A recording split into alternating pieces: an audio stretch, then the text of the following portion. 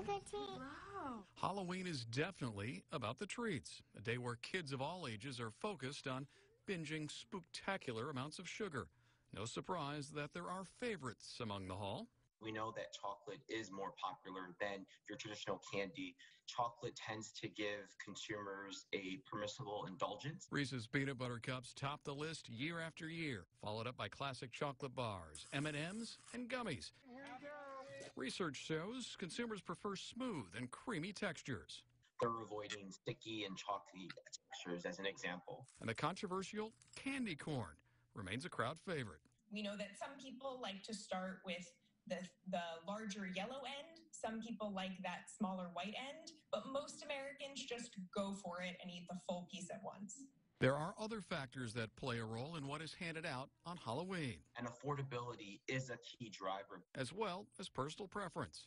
Consumers, when purchasing Halloween products, they mainly purchase it for themselves. 80% of Americans say that they cannot imagine Halloween without chocolate and candy. Carly Schildhouse from the National Confectioners Association says sales of all candy are up since March. We're seeing that people are turning to chocolate and candy for that little moment of enjoyment in an otherwise pretty crazy time. Chocolate and candy, providing some normalcy in a not-so-normal time. Dan Sheneman, NBC News.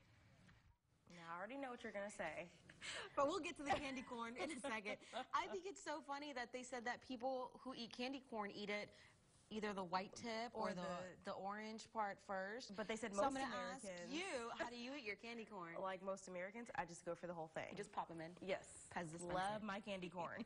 I will say that Reese's tops the list every year because it's so good. I can't do it. So you should That try the butter. peanut. Nope, no peanut butter for me. All right, fine. I'll convince you one day. Now, if you stayed up to watch last night, the Los Angeles Lakers are now the 2020 NBA champions. The team won its first NBA championship in 10 years. Los Angeles Lakers All-Star Anthony Davis paid tribute to the late Kobe Bryant last night.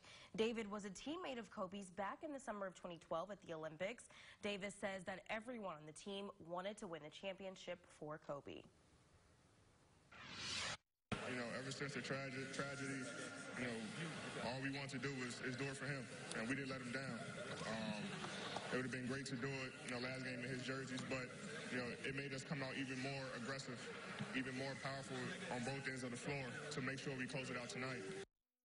Now, this marked the 17th title in franchise history for the Lakers, which ties them with the Boston Celtics.